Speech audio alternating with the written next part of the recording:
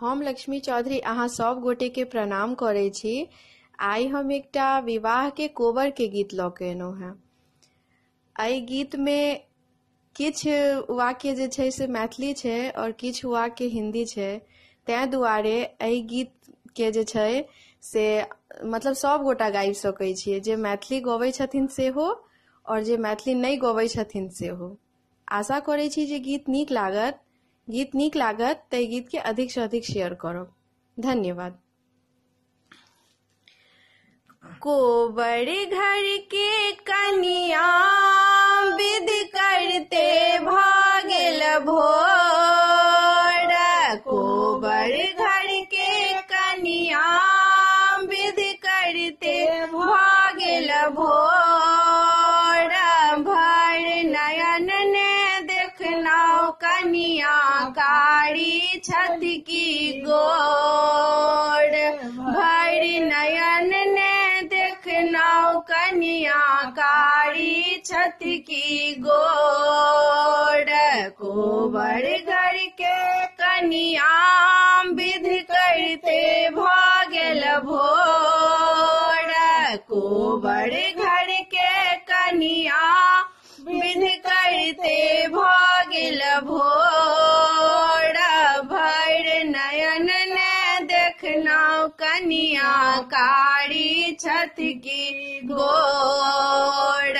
भर नयन ने देखना कनिया कारी छत की गोर।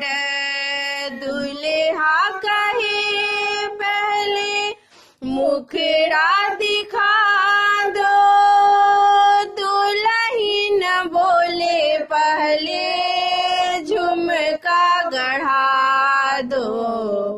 दुल्हा कहे पहले मुखड़ा दिखा दो, दुल्हीन बोले पहले झुमका गढ़ा दो।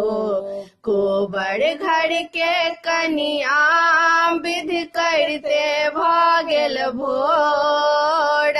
भर नयन ने देखनो कनिया कारी छत की गोर। भर नयन ने देखनो कनिया कारी छत की गोर। दुल्हा कहे पहले चल के दिखा दो, दुल्हीन बोले पहले पायल दिला दो।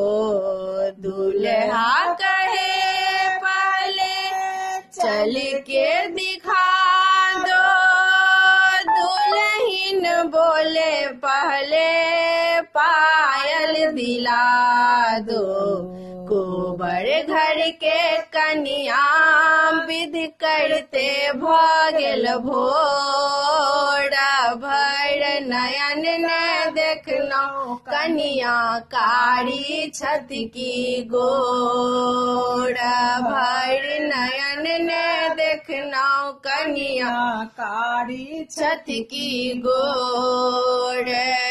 दुल्हा कहे धानी जरा मुस्कुरा दो, धानी कहे पहले टीका गढ़ा दो।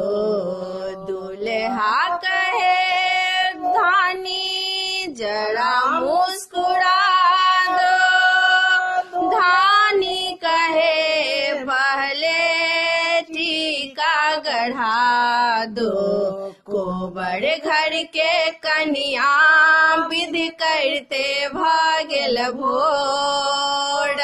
कोबर घर के कनिया विध करते भागल भोर। भर नयन ने देखना कनिया कारी छत की गोर। भर नयन ने देखना कनिया कारी छत की गोर।